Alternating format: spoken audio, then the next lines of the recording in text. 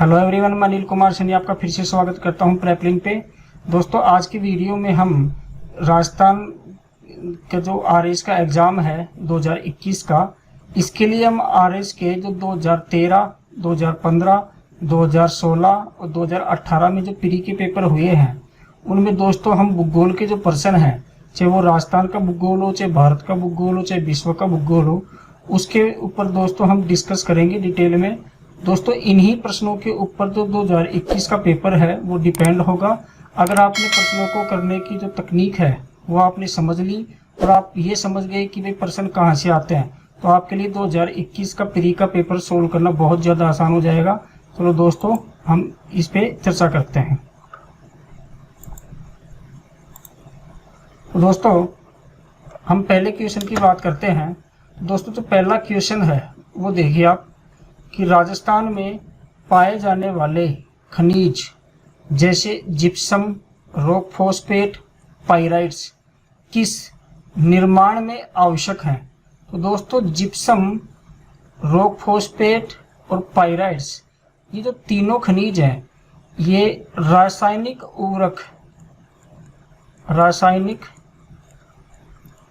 उर्वरक उद्योग में काम आते हैं। तो दोस्तों, ये बिल्कुल बेसिक प्रश्न था, इसका आंसर होगा रासायनिक उर्वरक। नेक्स्ट क्वेश्चन देखो, राजस्थान जनसंख्या घनत्व 2011 के अनुसार अवरोही क्रम में जिलेवार सही अनुक्रम बताइए। अब दोस्तों, अवरोही का मतलब है बड़े से छोटा, यानी घटते हुए क्रम में। अब दोस्तों, इसमें आप देखो, जयपुर में सर्वाधिक जनघनत्व पाया जाता है। तो दोस्तों, या तो 2 होगा या 3 होगा। तो हमारे 2 ऑप्शन एलिमिनेट हो गए, एक तो फर्स्ट और एक फोर्थ। अब बचे दोस्तों 2। तो दोस्तों, इसमें देखो आप, जयपुर में सर्वाधिक है, दूसरे नंबर पर भरतपुर है, लेकिन इसमें दूसरे नंबर पर दोस्तों अजमेर है। तो ये वाला भी क्या हो गया, एलिमिनेट हो गया। दोस्तों, हमारा जो आंसर होगा जयपुर, भरतपुर, दौसा और अलवर। दोस्तों, जयपुर में जो जनघनत्व ये है 598 व्यक्ति प्रति वर्ग किलोमीटर। भरतपुर में है दोस्तों 503, दौसा में है दोस्तों 476 और अलवर में है 438। भरतपुर, दौसा और अलवर, ये हो गया जयपुर। तो इसका आंसर होगा दोस्तों 2। नेक्स्ट क्वेश्चन देखते हैं, निम्नलिखित कथनों का परीक्षण कीजिए तथा नीचे दिए गए कूट का उपयोग करते हुए सही उत्तर का चयन कीजिए। दोस्तों, इसमें जो 4 कथन दिए गए हैं ABCD, इनमें से कौन कौन से सही है ये हमें चूज करना है। तो पहला कथन देखिए, ए, शुष्क सागवान के वन राजस्थान के दक्षिणी भाग में संकेंद्रित हैं। तो दोस्तों, ये कथन बिल्कुल सत्य है। राजस्थान में जो शुष्क सागवान के वन हैं, ये सर्वाधिक पाए जाते हैं सीता माता वन्यजीव अभ्यारण्य प्रतापगढ़। तो दोस्तों, प्रतापगढ़ है, ये राजस्थान के दक्षिणी भाग में है। तो प्रतापगढ़ बांसवाड़ा में शुष्क सागवान के वन पाए जाते हैं। कथन ए सही है। सागवान के वन 75 से 110 सेंटीमीटर वार्षिक वर्षा वाले क्षेत्रों में पाए जाते हैं। दोस्तों, ये कथन भी बिल्कुल सत्य है, क्योंकि जहां सागवान के वन पाए जाते हैं, यहाँ 90 सेंटीमीटर वार्षिक तक वर्षा होती है। दोस्तों, सर्वाधिक वर्षा वाला जिला राजस्थान में झालावाड़ है और झालावाड़ में 100 सेंटीमीटर वार्षिक वर्षा होती है। दूसरा सर्वाधिक वर्षा वाला जिला है बांसवाड़ा, जहां 90 सेंटीमीटर वार्षिक वर्षा होती है। तो कथन बी भी दोस्तों सत्य है। तीसरा है, माउंट आबू पर उप उष्ण कटिबंधीय सदाबहार वन पाए जाते हैं। तो दोस्तों, माउंट आबू में उपोष्ण कटिबंधीय यानी उप उष्ण कटिबंधीय सदाबहार वन पाए जाते हैं। सदाबहार वन, एवरग्रीन फॉरेस्ट। और इसका क्षेत्रफल है मात्र 28 वर्ग किलोमीटर। तो दोस्तों ये कथन भी बिल्कुल सत्य है।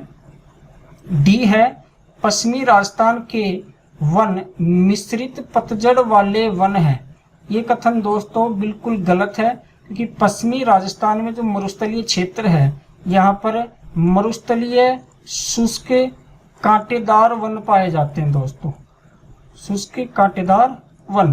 तो ये कथन हो गया गलत। अब दोस्तों हमारा ए सही है, बी सही है, सी सही है। तो ऑप्शन देखिए आप, ऑप्शन 4 ए बी सी। तो हमारा आंसर क्या हो गया 4। नेक्स्ट देखिए दोस्तों, राजस्थान की जनगणना 2011 के अनुसार निम्न में से कौन सा एक जिला 0 से 6 आयु वर्ग में सर्वाधिक लिंगानुपात रखता है। दोस्तों उस समय आरपीएससी ने जो आंसर माना था वो प्रतापगढ़ को माना था, क्योंकि प्रतापगढ़ में 926 था और बांसवाड़ा में 925 था।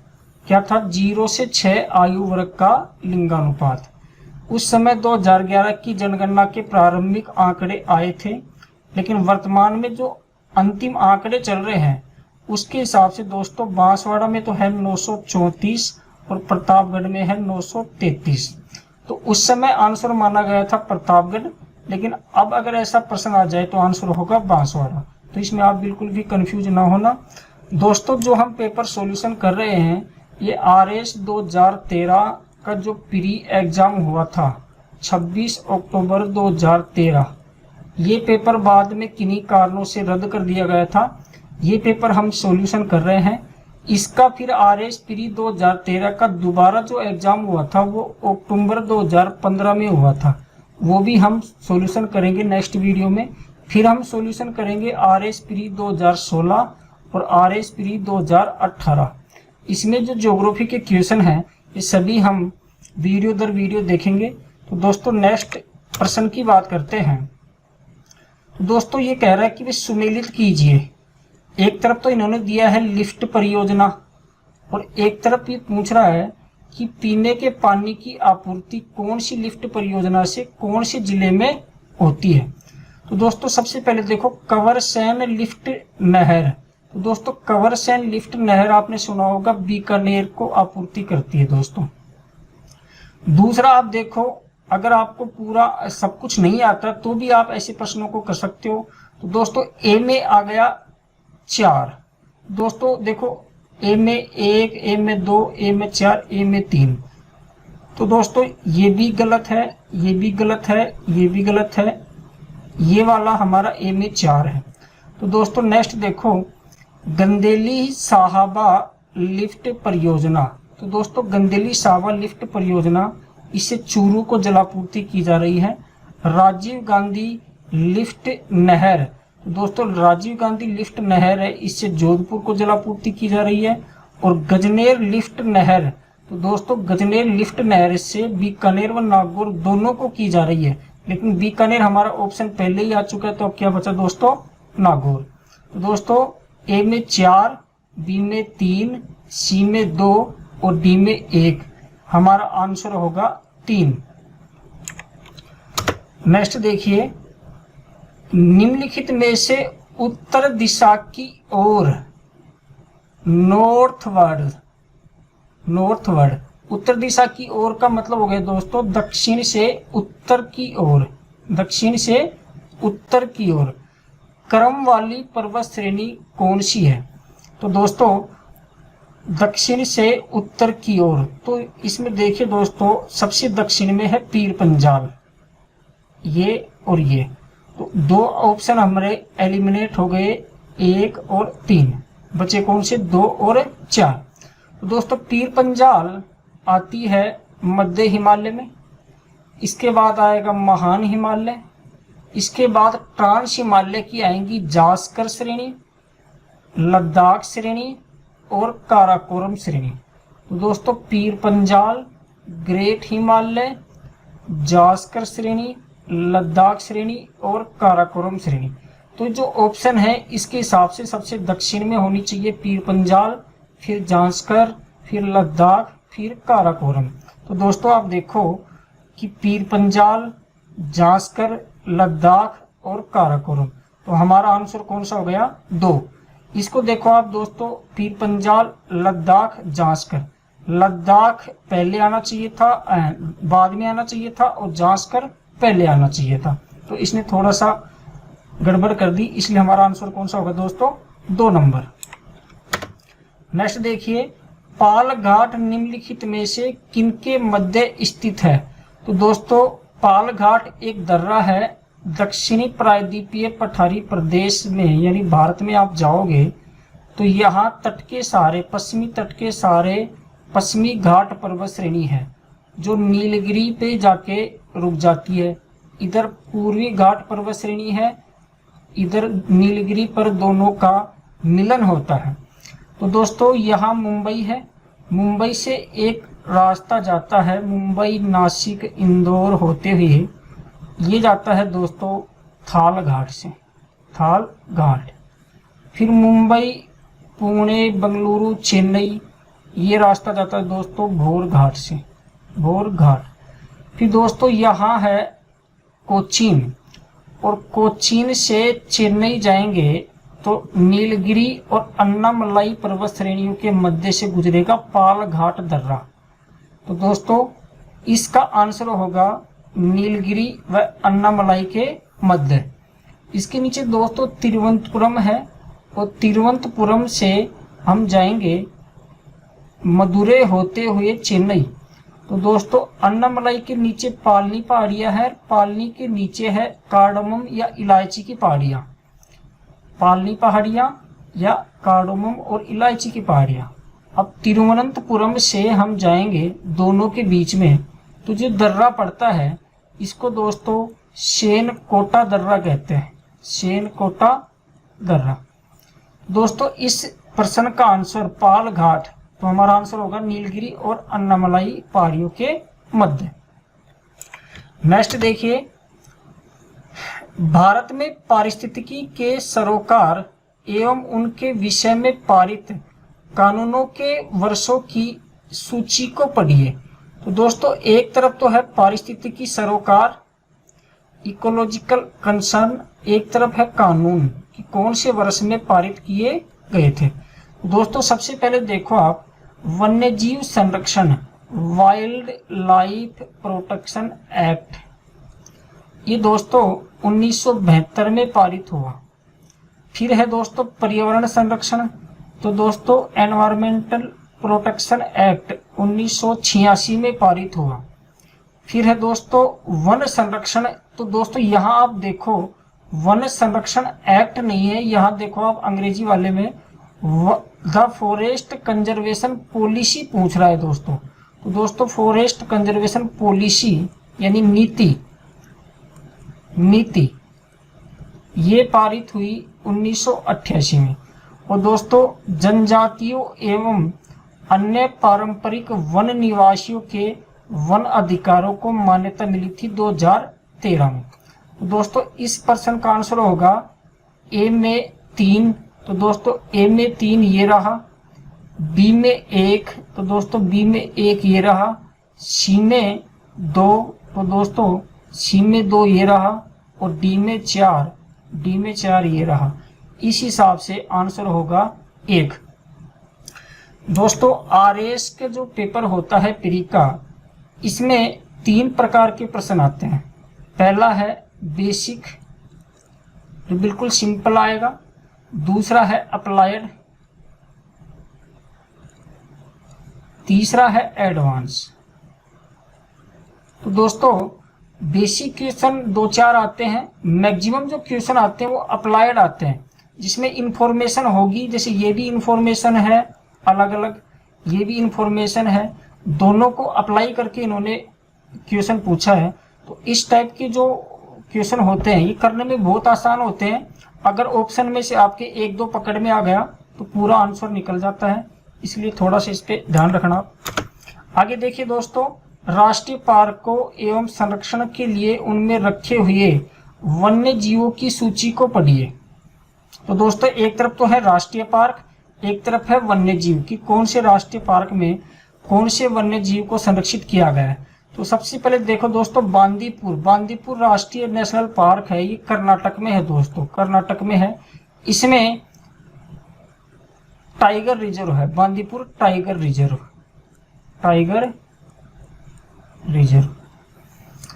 नेक्स्ट देखो दोस्तों कांजीरंगा। अब दोस्तों यहां देखो आप अभ्यारण्य शब्द दे रखा है यानी सेंचुरी, लेकिन अंग्रेजी में देखो आप टाइगर रिजर्व दे रखा है, तो मान्य होगा अंग्रेजी वाला, तो इसको आप ध्यान रखना। कोई भी ऐसा आपको प्रश्न दिखे RS प्री में तो उसको अंग्रेजी में जरूर एक बार पढ़ लेना आप। कांजीरंगा, तो दोस्तों आपने सुना होगा कांजीरंगा में एक सींग के गैंडे पाए जाते हैं, एकल संरख गैंडा अभ्यारण्य, वन हॉर्न राइनोसोरस रिजर्व। तीसरा दोस्तों सुंदरबन पश्चिमी बंगाल में है। सुंदरबन एक नेशनल पार्क भी है, एक टाइगर रिजर्व भी है और एक बायोस्फीयर रिजर्व भी है, यानी जैव मंडल भी है, जैव आरक्षित मंडल भी है। तो दोस्तों सी का होगा 4। और शिमलीपाल ओडिशा में है जो एक एलिफेंट रिजर्व है, हाथी रिजर्व और एक नेशनल पार्क भी है। तो दोस्तों ए में हुआ 1, तो दोस्तों ए में 1, ये इस 2 नंबर में देखो आप ये रहा। बी में 3, तो दोस्तों बी में 3, सी में 4 और डी में 2। तो अपना आंसर हो गए दोस्तों 2 नंबर। नेक्स्ट देखिए, निम्नलिखित में से कौन सा अंतर्राष्ट्रीय जलमार्ग का प्रचालन जलपास लोक पद्धति द्वारा किया जाता है। तो दोस्तों जलपास लोक पद्धति ये होती है कि जो जल वाला भाग होता है और इसके स्थल वाला भाग इससे थोड़ा ऊंचा होता है, फिर दूसरी साइड का जल वाला भाग, तो यहाँ जो नहर बनाई जाती है इस नहर में लॉक सिस्टम लगा दिया जाता है ताकि जहाज जैसे आगे बढ़े तो जल स्तर को समान किया जा सके। तो दोस्तों ये वाली पद्धति पाई जाती है पनामा नहर में। तो दोस्तों ये जैसे उत्तरी अमेरिका, फिर बीच में कुछ छोटे छोटे देश हैं जिसमें पनामा है, और फिर आएगा दोस्तों दक्षिणी अमेरिका। इधर है अटलांटिक महासागर,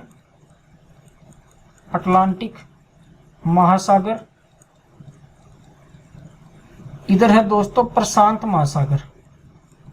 तो यहाँ पनामा जब स्थल संधि थी दोस्तों, पनामा स्थल संधि, इस पनामा स्थल संधि में ये क्या करती थी, मध्य अमेरिका को दक्षिणी अमेरिका से जोड़ती थी, अटलांटिक महासागर को प्रशांत महासागर से अलग करती थी। अब इसको काट कर एक नहर बना दी जिसको पनामा नहर कहते हैं। अब ये बन गई जल संधि। अब ये क्या करती है, अटलांटिक महासागर को प्रशांत महासागर से जोड़ती है और मध्य अमेरिका को दक्षिणी अमेरिका से अलग करती है। तो दोस्तों इसका आंसर होगा पनामा नहर। नेक्स्ट देखो, निम्नलिखित में से किस देश में 1857 में खनिज तेल आर्थिक स्तर पर निकाला गया था। तो दोस्तों इस टाइप के क्वेश्चन या तो आप करंट बहुत ज्यादा ध्यान से पढ़ते हैं तो आप सोल्व कर सकते हैं, या फिर आप तुक्का मार सकते हैं, या फिर आप इनको स्किप कर दो, क्योंकि इस टाइप के जो प्रश्न होते हैं ना जो अजीब अजीब जगह से उठाए जाते हैं, तो ऐसे प्रश्नों को सही करना थोड़ा सा मुश्किल हो जाता है। करते हैं लोग लेकिन मैक्सिमम लोग यहाँ तक नहीं पहुँच पाते हैं पढ़ते समय। दोस्तों इसका आंसर तो होगा रोमानिया, लेकिन थोड़ा सा ध्यान रखना आप, अगर ऐसा कोई प्रश्न हो तो आप स्किप कर सकते हैं। दोस्तों अब की बार जो उम्मीद लगाई जा रही है 2021 में RS की कट ऑफ वो जाएगी 85 नंबर, 200 में से 85 नंबर। प्रतिशत की बात करें तो लगभग 42.5%, यानी 150 क्वेश्चन जो आएंगे इनमें से लगभग आपको 65 से 70 क्वेश्चन करने हैं। अब दोस्तों 65 से 70 करने हैं, 150 में से सही राइट क्वेश्चन आने चाहिए नेगेटिव मार्किंग काट के। तो बाकी के जो 70-80 क्वेश्चन है वो आपको छोड़ने भी हैं या आपके नेगेटिव में जाएंगे, गलत करेंगे। तो ऐसे क्वेश्चन जो हो जो आपको लगे कि ये तो कभी ना तो मैंने सुना है ना कभी पढ़ा है, तो उसको आप स्किप कर सकते हैं दोस्तों, लेकिन इसका आंसर होगा रोमानिया। आगे देखिए, कथन है और कारण है। यद्यपि भारत के कुछ ही भागों में कपास उत्पादित की जाती है, परंतु सूती वस्त्र उद्योग पूरे भारत में फैला हुआ है। इसका कारण है दोस्तों, कच्चा माल वस्त्र बनाने की प्रक्रिया में अपना भार नहीं खोता। दोस्तों आपने वेबर का औद्योगिक अवस्थिकी सिद्धांत सुना होगा। औद्योगिक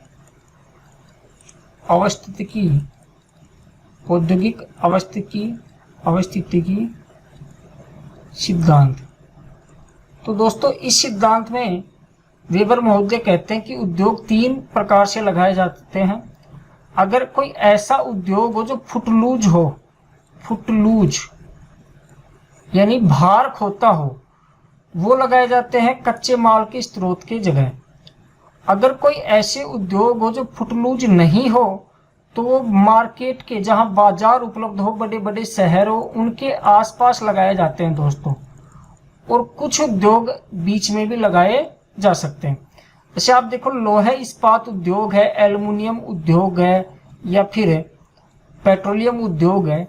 ऐसे उद्योग फुटलूज उद्योग होते हैं। कच्चे माल को परिवर्तित करेंगे पक्के माल में तो भार खो जाता है, भार कम हो जाता है दोस्तों। तो ऐसे उद्योग लगाए जाएंगे कच्चे माल के स्रोत के पास, ताकि परिवहन कम करना पड़े। लेकिन ऐसे उद्योग जैसे कपड़ा या वस्त्र उद्योग है, ये मार्केट के आसपास ज़्यादा लगाए जाते हैं दोस्तों, ताकि जहां कपड़े का निर्माण हो वहीं इसको बेचा जा सके, मार्केट उपलब्ध हो। तो दोस्तों कथन भी सही है और उसका कारण भी सही है। तो इसका आंसर होगा 1, कथन सही है और कारण भी सही है। नेक्स्ट देखिए, कौन सी खनिज सूची अलोह धातुओं को दर्शाती है? तो दोस्तों 4 धातुओं के ऑप्शन दिए गए हैं। ये पूछ रहा है कि भाई कौन सी सूची में सिर्फ और सिर्फ अलोह धातु है। तो दोस्तों सबसे पहले लोह धातु को ढूंढते हैं। तो यहाँ देखो आप, कार्बन इस्पात ये भी लोह धातु है, कच्चा लोहा ये भी लोह धातु है, लोह अयस्क ये भी लोह धातु है। अब बचा अपना ऑप्शन 1, निकेल, जस्ता, तांबा, एल्युमिनियम। ये धातु है लेकिन इनमें लोहे की मात्रा नहीं पाई जाती, इसलिए इनको अलोह धातु कहा जाता है। तो आंसर है 1।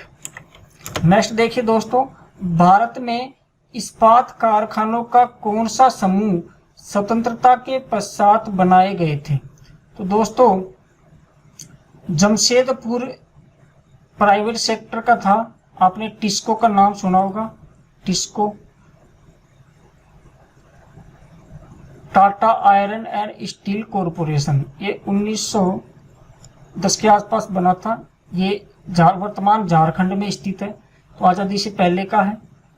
फिर देखिए दोस्तों आप, कुल्टी बरणपुर, ये भी आज़ादी से पहले के हैं। अब इसका जो होगा, आपने द्वितीय पंचवर्षीय योजना सुना होगा। इसमें 3 लोहे इस्पात उद्योग लगाए गए थे, भिलाई, दुर्गापुर और राउरकेला। तो दोस्तों जो भिलाई है ये छत्तीसगढ़ में है, छत्तीसगढ़।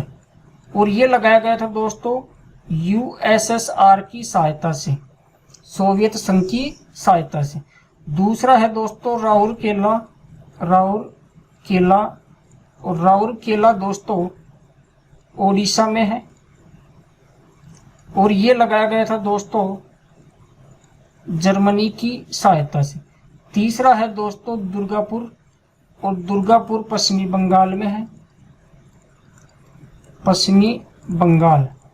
और ये लगाया गया था दोस्तों ब्रिटेन की सहायता से, ब्रिटेन की सहायता से। तो दोस्तों अपना आंसर क्या होगा? 3। ये तीनों सेल के अंतर्गत हैं दोस्तों। SAIL, steel authority of India limited, SAIL की स्थापना 1974 में हुई थी। इसका मुख्यालय दिल्ली में स्थित है। निम्नलिखित में किन 2 रेलवे स्टेशनों को जोड़ने वाली रेल लाइन यूनेस्को ने धरोहर के रूप में मान्यता दी है? तो दोस्तों सिलीगुड़ी दार्जिलिंग की जो टॉय ट्रेन रेल मार्ग है, इसको यूनेस्को ने विश्व धरोहर सूची में शामिल किया गया है, world heritage site. Heritage site. Answer होगा 1। नेक्स्ट देखिए, एक तरफ दी गई है दोस्तों मिट्टियां और एक तरफ दी गई है कौन से जलवायु प्रदेश में पाई जाती है। तो इनका अपन को मिलान करना है। तो सबसे पहले देखो दोस्तों, पोडजोल मिट्टी। तो दोस्तों पोडजोल मिट्टी है वो शीत समशीतोष्ण क्षेत्र में पाई जाती है, शीत समशीतोष्ण क्षेत्र में पाई जाती है। दूसरा है दोस्तों चरनोजेम मिट्टी, ये समशीतोष्ण तो हो लेकिन स्टेपी हो, शीत स्टेपी वहां पाई जाती है। तीसरा दोस्तों स्पोरजोल्स। तो दोस्तों स्पोरजोल्स है या ये पाई जाती है आर्द्र और ठंडे समशीतोष्ण क्षेत्र, आर्द्र भी हो जहाँ वर्षा भी हो, शीत भी हो और समशीतोष्ण कटिबंध भी हो। अब दोस्तों चौथा है डी लेटराइट। तो ये पाई जाती है उष्ण एवं आर्द्र क्षेत्रों में। तो इसका आप ध्यान रखना। तो अपना आंसर होगा दोस्तों ए में 2। तो दोस्तों ए में 2 इसमें है, इसमें है, ये एलिमिनेट, ये एलिमिनेट। बी में 1। तो दोस्तों बी में 1 मात्र इसमें है, इसमें बी में 3 है। तो दोस्तों ये भी एलिमिनेट हो गया और हमारा आंसर हो गया ए में 2, बी में 1, सी में 4 और डी में 3। नेक्स्ट देखिए, विभिन्न समाजों एवं उनमें पवित्र माने जाने वाले पेड़ों की सूची को पढ़िए। दोस्तों ये समाज है एक तरफ ये पवित्र पेड़ है जो ये समाज वाले मानते हैं। तो सबसे पहले देखो दोस्तों, आरएस का पेपर है, राजस्थान की बात हो रही है, बिश्नोई समाज। तो आपने सुना होगा अमृता देवी बिश्नोई समाज का खेजड़ली आंदोलन। तो बिश्नोई समाज खेजड़ी के वृक्ष को पवित्र मानता है। तो दोस्तों बी में आ गया 4। तो आप देखो बी में 4 किस में, तो दोस्तों बी में 4 है इसमें, इसमें भी नहीं है, इसमें भी नहीं है, इसमें भी नहीं है। तो आंसर तो आ गया दोस्तों 3। लेकिन थोड़ी और चर्चा करते हैं। महात्मा बुद्ध को पीपल के वृक्ष के नीचे ज्ञान प्राप्त हुआ था, इसलिए पीपल के वृक्ष को पवित्र मानते हैं। तो बौद्ध धर्म मानते हैं पीपल। डी में हो गया दोस्तों 3। अब मुंडा जनजाति महुआ के वृक्ष को काम में लेती है और महुआ के वृक्ष के नीचे अपने देवताओं के स्थान रखती है। तो इसमें हो गया दोस्तों ए में 2। ओडिशा की जनजातियां इमली के वृक्ष को पवित्र मानती है दोस्तों। तो सी में हो गया 1। तो हमारा आंसर कौन सा हो गया 3 नंबर। नेक्स्ट दोस्तों, एक तरफ अरावली के शिखर हैं, एक तरफ कौन से जिले में पाए जाते हैं। तो इनका हमें मिलान करना है। तो दोस्तों रघुनाथगढ़ जो चोटी है ये उत्तरी अरावली की सबसे ऊंची चोटी है, 1055 मीटर है। ये पाई जाती है सीकर में। तो दोस्तों सबसे पहले देखो ए में 2 है। तो दोस्तों ये एलिमिनेट, ये एलिमिनेट, ये एलिमिनेट। ए में 2। तो हमारा आंसर तो आ चुका है 1 से ही। अब आगे और देखते हैं। बी शेर है दोस्तों सिरोही में। गुरु शिखर, शेर, दिलवाड़ा और अचलगढ़। टॉप 5 में से ये 4 चोटियां। तीसरे नंबर पे जरगा आएगी दोस्तों। जरगा जो चोटी है ये उदयपुर में है और बाकी 4 चोटियां ये सिरोही में है। कहाँ है दोस्तों? सिरोही में। तो शेर कहाँ है? सिरोही में। जरगा उदयपुर और जयगढ़ नाहरगढ़ का किला का नाम सुना होगा आपने, तो जयगढ़ है, ये है जयपुर में। दोस्तों ए में 2, बी में 1, सी में 4 और डी में 3। आंसर है 1 नंबर।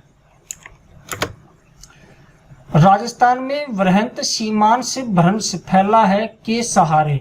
तो दोस्तों ग्रेट बाउंड्री फॉल्ट ये राजस्थान में कहाँ है?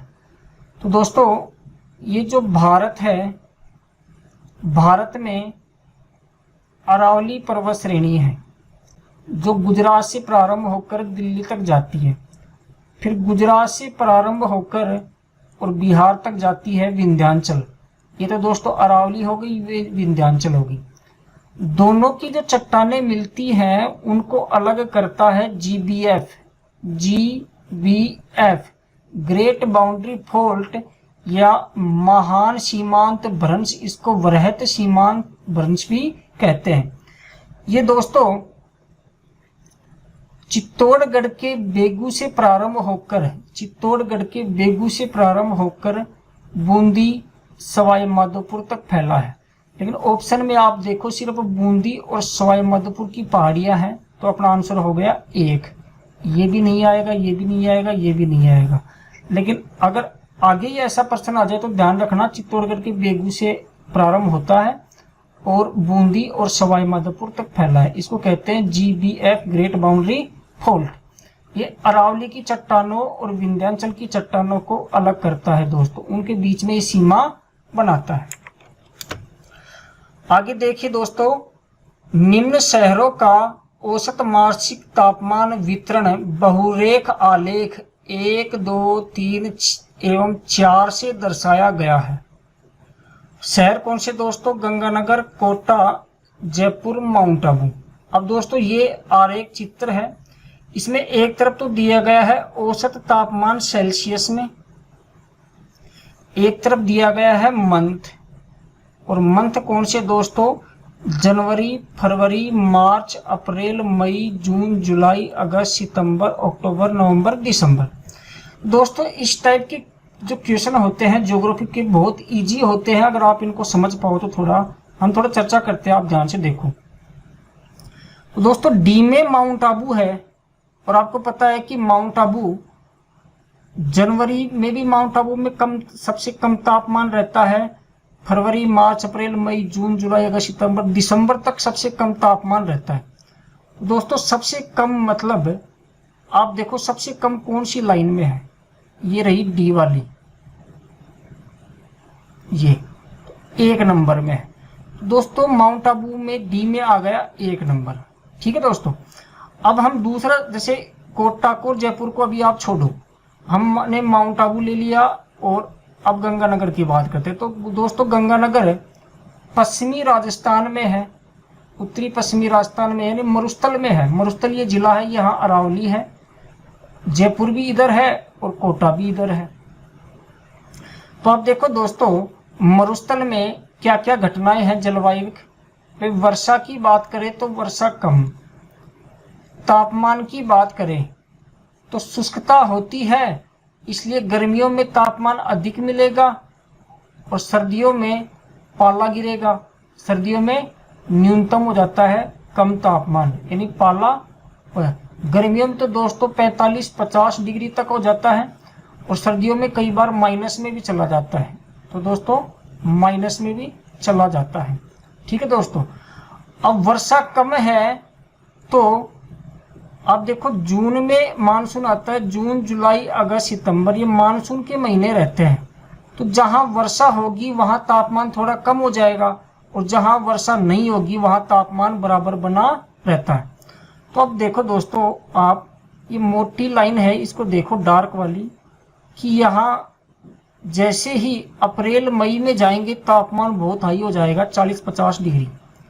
लेकिन वर्षा का मौसम शुरू हुआ जून में तो तापमान इन दो का तो थोड़ा कम हो गया, यानी ये कौन सी है अब? जयपुर और कोटा वाली, इनका तो कम हो गया, लेकिन गंगानगर का उतना ही बना हुआ है, थोड़ा बहुत कम होता है।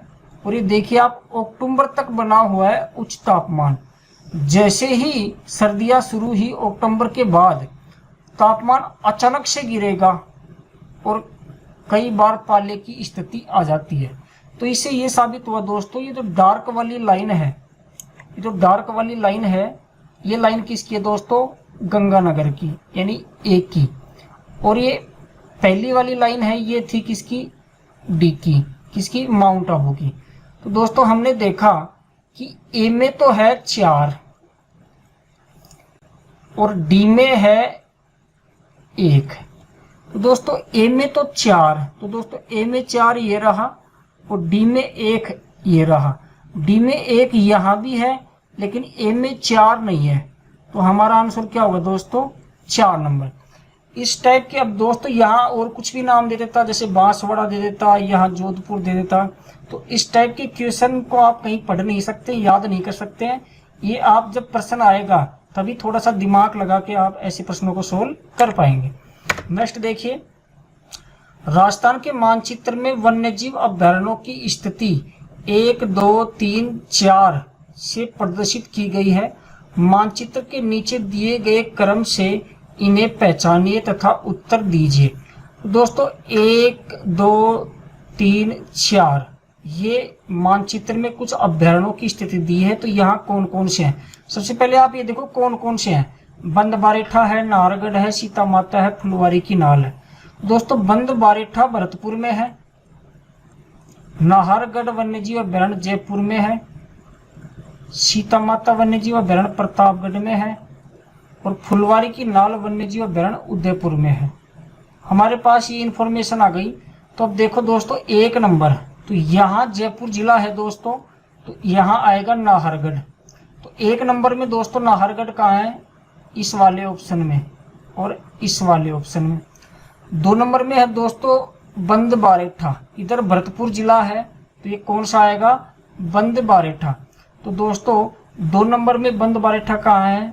यहाँ है दोस्तों, इसमें है सीता माता अभयारण्य, तो ये तो गलत हो गया 4 नंबर। फिर दोस्तों फुलवारी की नाल, तो दोस्तों फुलवारी की नाल है 3रे नंबर पे उदयपुर में और 4थे नंबर पे है प्रतापगढ़ में सीता माता। तो हमारा आंसर होगा 3 नंबर राइट, बाकी ये रोंग, ये रोंग और ये रोंग। ठीक है दोस्तों, आगे बढ़ते हैं। एक तरफ है सीसा दस्ता क्षेत्र और एक तरफ है जिले, और कह रहा है कि भाई इनका मिलान कीजिए आप। तो दोस्तों आपने सुना होगा देबारी, जावर और देबारी की खान, ये सीसा दस्ता की प्रसिद्ध खान है, ये उदयपुर में है दोस्तों। अब आपने सुना होगा रामपुरा आगुचा, ये आप बहुत ज्यादा सुनते हैं। देखो मैं आपको इस हिसाब से सोल्व करने की टेक्निक बता रहा हूँ कि जब आप इन पास इंफॉर्मेशन कम हो तो भी आप क्वेश्चन को कैसे सोल्व कर सकते हैं। दोस्तों रामपुरा आगुचा बहुत फेमस है, ये भीलवाड़ा में है। यहाँ सीसा जस्ता और चांदी की खान है और देवारी में भी सीसा जस्ता और चांदी खान है। अब दोस्तों 2 ऑप्शन अपने हो गए, एक तो ए में 4 और सी में 2। दोस्तों ए में 4, एक इसमें है एक इसमें है, तो ये वाला एलिमिनेट, ये वाला एलिमिनेट। सी में 2 है दोस्तों, तो दोस्तों इस सी में तो 1 है, इस सी में 2 है, तो ये वाला भी एलिमिनेट हो गया। अब बचा कौन सा? 2।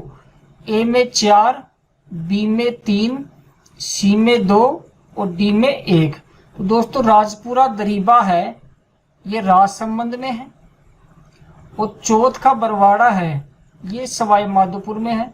आपने चौथ माता का मंदिर सुना होगा, वो चौथ का बरवाड़ा में बरवाड़ा की पहाड़ियों पर स्थित है। आगे बात करते हैं दोस्तों, एक तरफ परियोजनाएं दी गई हैं, एक तरफ जिले हैं और कहा गया है कि भाई दोनों को मिलान करो आप। तो दोस्तों आपने सुना होगा कि जाखम बांध राजस्थान का सबसे ऊंचा बांध है, ये प्रतापगढ़ में स्थित है। तो पहला तो ये हो गया कि डी में 1 आएगा, तो दोस्तों डी में 1 है, इसमें राइट, ये रोंग, ये रोंग, ये रोंग। तो हमारा आंसर आ गया 2। लेकिन अभी और देखते हैं। बाकली बांध सूकड़ी नदी पर है, ये जालोर में है दोस्तों। सोम कमला अंबा, ये डूंगरपुर में है। ये परियोजना आपने सुना होगा कि राजस्थान में जो माही नदी जाती है बांसवाड़ा, डूंगरपुर, प्रतापगढ़ से, इनके मध्य से गुजरती है। इसमें एक सोम नदी आती है उदयपुर से, और सोम नदी में मिलती है एक जाखम नदी, और तीनों का त्रिवेणी संगम होता है कहाँ पर दोस्तों? बेनेश्वर धाम डूंगरपुर में। सोम में कमला और अंबा मिलती हैं, और ये डूंगरपुर में, और यहाँ सोम कमला अंबा परियोजना है डूंगरपुर में। मोरेल बांध दोस्तों सवाई माधोपुर में है, ये पान की खेती के लिए जाना जाता है। अपना आंसर है दोस्तों ए में 3, बी में 4, सी में 2 और डी में 1। नेक्स्ट क्वेश्चन है दोस्तों, राजस्थान का वह जिला जहां उष्ण कटिबंधीय शुष्क पर्णपाती वन पाए जाते हैं, ट्रॉपिकल ड्राई डेसिडुअस फॉरेस्ट। तो दोस्तों ट्रॉपिकल ड्राई डेसिडुअस फॉरेस्ट हैं, ये अरावली के पूर्वी और उत्तरी ढालों पर पाए जाते हैं। अलवर, भरतपुर, धौलपुर, करौली जैसे जिलों में। कुछ मात्रा में ये वन जो पश्चिमी राजस्थान में जालोर, नागौर, बीकानेर, गंगानगर में जो ड्राई रिवर बेड है, ड्राई रिवर बेड यानी शुष्क नदी जो संस्तर है, द्रोणियां हैं, उनमें भी पाए जाते हैं। और इनका जो मुख्य वृक्ष है वो बबूल है दोस्तों। कौन सा है? बबूल। लेकिन जो ये प्रश्न पूछा गया है इसमें ये पूछ रहा है पाए जाते हैं। अगर तुम माने तो बीकानेर में भी है, नागौर में भी है, श्रीगंगानगर में भी है, तो अपने पास ऐसा कोई ऑप्शन नहीं है। सिरोही में है नहीं, तो या तो ये पूछता कि भाई नहीं पाए जाते हैं, जब तो हम कह देते भाई सिरोही में नहीं पाए जाते। लेकिन ये पूछता है पाए जाते हैं। 3 को आप आंसर कैसे दोगे? इसलिए इस क्वेश्चन को डिलीट कर दिया गया था दोस्तों उस समय जब आंसर की आई थी, क्योंकि ये टाइपिंग मिस्टेक है इसमें थोड़ा सा। लेकिन आप ध्यान रखना, अलवर, भरतपुर, धौलपुर और बीकानेर, नागौर, जालोर और श्रीगंगानगर की ड्राई रिवर बेड में ऐसे ट्रॉपिकल ड्राई डेसिशियस फॉरेस्ट पाए जाते हैं, यानी उष्ण कटिबंधीय शुष्क पर्णपाती वन पाए जाते हैं। आगे देखिए दोस्तों, पशुपालन विभाग राजस्थान सरकार के नस्ल सुधार कार्यक्रम के अंतर्गत ली गई झकराना, सिरोही एवं मारवाड़ी नस्लें संबंधित हैं। तो दोस्तों झकराना, इसको अलवरी भी कहते हैं। ये अलवर में बहरोड के पास झकराना गांव है, वहां की उत्पत्ति है। सिरोही नस्ल और मारवाड़ी नस्ल, ये तीनों नस्लें दोस्तों बकरी की हैं। किसकी दोस्तों? बकरी की है। अब देखो दोस्तों, गाय की बात करते हैं। गाय की जैसे गिर, कांकरेज, थारपारकर,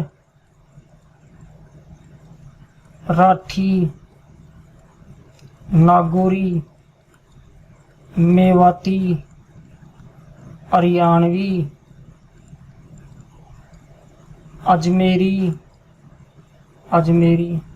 अजमेरी को दोस्तों रेंडा भी कहते हैं, इसको गिर भी कहते हैं। ये दोस्तों सारी नस्लें हैं। ये गाय की है। ऊंट की देखो, जैसलमेरी, बीकानेरी, नाचना और गोमठ, ये किसकी है दोस्तों? ऊंट की। अब भेड़ की देखो आप, मालपुरी,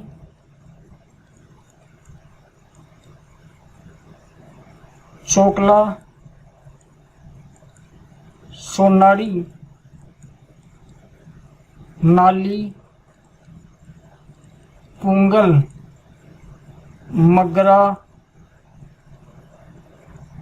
मारवाड़ी, ये सारी नस्लें दोस्तों भेड़ की हैं। लेकिन इन्होंने पूछा झकराना, सिरोही और मारवाड़ी, तो ये किसकी दोस्तों? ये बकरी की है। नेक्स्ट क्वेश्चन है, भारतीय कृषि अनुसंधान परिषद द्वारा राजस्थान में राष्ट्रीय स्तर के अनुसंधान केंद्र स्थापित किए गए हैं। तो दोस्तों ICAR, Indian council of agriculture research, इसकी मुख्यालय है वो न्यू दिल्ली में है, न्यू दिल्ली। और इसके द्वारा राजस्थान में राष्ट्रीय स्तर के जो अनुसंधान केंद्र स्थापित किए गए वो 2 किए गए हैं दोस्तों। एक तो तबीजी अजमेर में है, राष्ट्रीय बीजीय मसाला अनुसंधान केंद्र तबीजी अजमेर। एक दोस्तों राष्ट्रीय सरसों अनुसंधान केंद्र सेवर भरतपुर। तो दोनों राष्ट्रीय स्तर के हैं जो ICAR ने स्थापित किए हैं। नेक्स्ट दोस्तों, निम्नलिखित में से कौन सा कथन सत्य है? तो दोस्तों इन 4 कथनों में से एक कथन छांटना है जो सत्य है। दोस्तों राष्ट्रीय ऊंट अनुसंधान केंद्र बीकानेर में स्थित है, ये कथन बिल्कुल सत्य है दोस्तों। बीकानेर के जोड़बीड़ में राष्ट्रीय ऊंट अनुसंधान केंद्र स्थित है। अब जब दोस्तों ये कथन सत्य हो गए तो बाकी 3 असत्य अपने आप ही हो गए। तो अपना आंसर है 1 नंबर। राजस्थान में सुपर क्रिटिकल तापीय विद्युत ग्रह, सुपर क्रिटिकल तापीय तापीय का मतलब दोस्तों थर्मल है, थर्मल। दोस्तों इनमें से माही डैम यहाँ तापीय नहीं है, जवाहर सागर यहाँ भी तापीय नहीं है, जल विद्युत का है। रावत बाटा परमाणु है, राणा सागर जो डैम है इसके किनारे ही है। छबड़ा भी तापीय है दोस्तों, सुपर क्रिटिकल, और सूरतगढ़ भी क्या है, सुपर क्रिटिकल तापीय है। तो अपना आंसर कौन सा हो गया दोस्तों, 3। चौथा ऑप्शन देखो छबड़ा और रावत बाटा, तो रावत बाटा कौन सा है, आणविक है, परमाणु ऊर्जा होती है। इसमें छबड़ा तो वही है, सुपर क्रिटिकल तापीय, लेकिन ये वाला रोंग है। तो अपना आंसर कौन सा होगा दोस्तों, 3 नंबर, छबड़ा व सूरतगढ़। तो दोस्तों इस वीडियो में इतना ही। आशा करता हूँ आपको वीडियो बहुत पसंद आया होगा। अभी जो नेक्स्ट वीडियो आएगा वो RAS प्री 2013 का जो 2015 में एग्जाम हुआ था दोस्तों, उसके बारे में जो ज्योग्राफी के प्रश्न है, ज्योग्राफी के राजस्थान, इंडिया और वर्ल्ड, इसके जो क्वेश्चन है वो मैं सॉल्यूशन करवाऊंगा। दोस्तों अगर आपने वीडियो को पूरा देखा है तो मैं उम्मीद करता हूं कि आने वाले RS का और राजस्थान पुलिस SI का पेपर है उसको सोल्व करना आपके लिए बहुत ज़्यादा आसान हो जाएगा। हमारे साथ बने रहिए, वीडियो को देखते रहिए। अगर आपको वीडियो पसंद आया हो तो लाइक शेयर सब्सक्राइब कीजिए। धन्यवाद।